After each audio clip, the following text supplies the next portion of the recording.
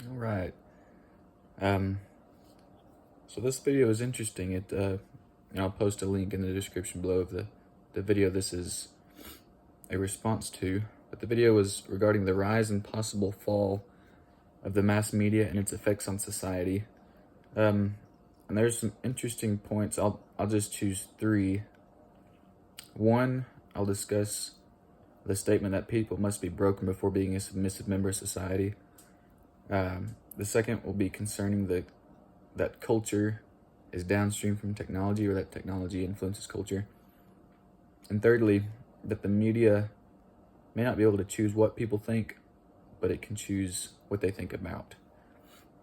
So that first point, people must be broken before being a submissive member of society. And that's kind of a paraphrase of a quote by Henry David Thoreau. And this is interesting, and I feel especially for me, being a Christian, Christians are called to be submissive in our life and to be servants of our fellow man.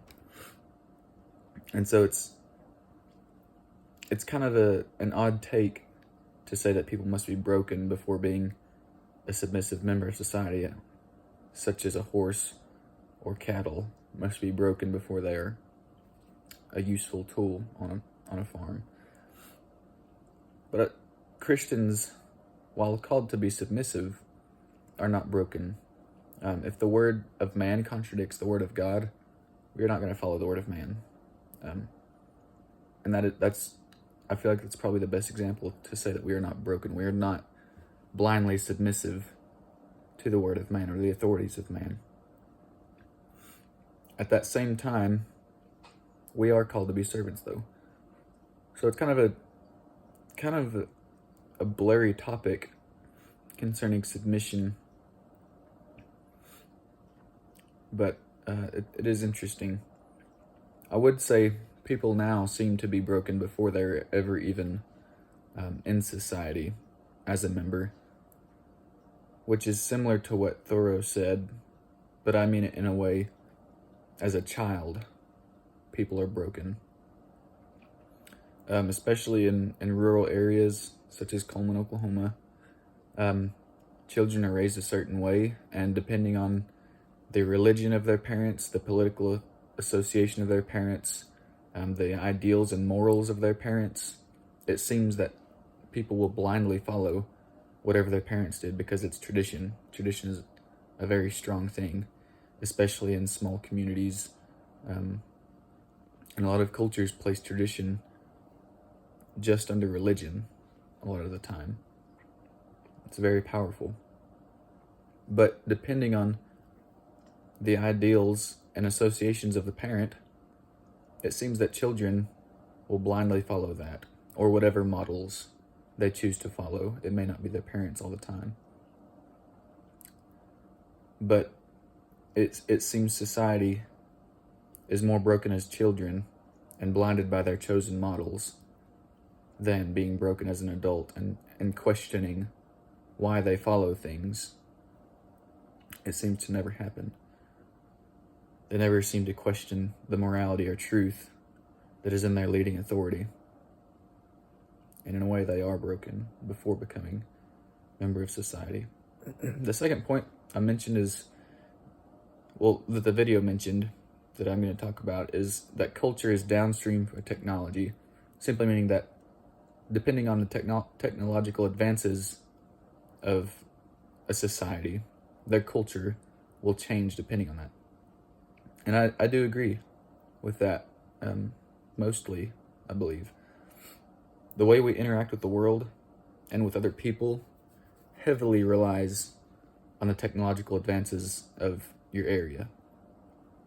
With the invention of computers, telephones, the internet, television, social media, and all these things, we see continuous change in our interactions with other people.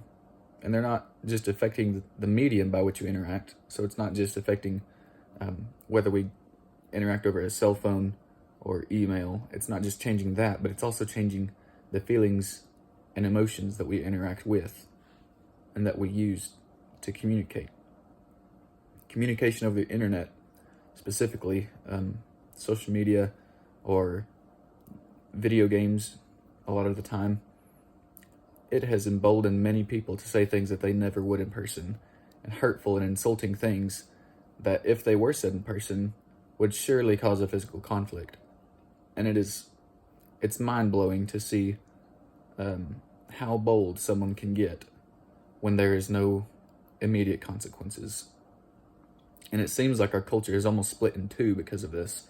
It seems we have online communication and then in-person communication, and they almost don't mingle.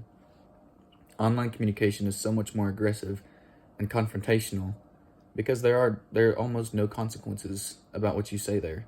You can make a fake account posing as anyone you want or any company you like, and you can say whatever you want, and no one can really harm you. There's no accountability, and especially on apps such as Snapchat, where your messages disappear after 24 hours. There's no accountability there. On the flip side, in-person communication is almost the opposite. It is not near as aggressive or confrontational, and I think it's suffered a lot due to the online interactions. According to the National Institutes of Health, the number of young adults ages 18 to 25 with social anxiety has almost doubled since 2008. And if you think about it, these are the people ages 18 to 25. These are the people that have been raised in an age of online interactions. Technology with the internet just keeps advancing faster than we can keep up with. And according to Seattle anxiety specialists, social media is among the top reasons for this increase in social anxiety. And I know it's not all bad, but it's interesting to see the two different sides of communication as the internet continues to advance. The third point that I'll speak of that was mentioned in the video is that the media may not be able to choose what people think, but it is good at choosing what they think about. And that's a paraphrase from a quote by Michael Parenti. And as stated in the video, I think the rise of the internet has changed this stance just a little bit. The media may not be able to choose what people think, but it's good at choosing what they think about. Now, since then, anyone with a device connected to the internet can freely express their thoughts and feelings. And I think this takes away a certain amount of power from the mass media, because nobody is alone anymore in how they feel or how they think.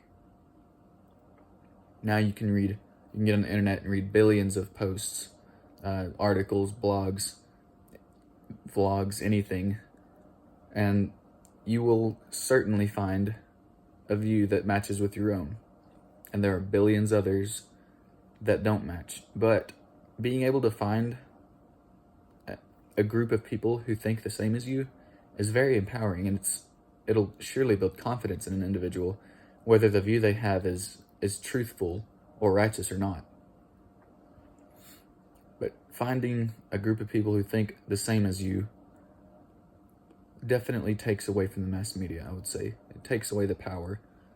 And now, the media does not really choose what we think about hardly anymore, near as much as it used to. And certainly does not choose how we think or the way we feel about things, because we can find a group of people that we agree with.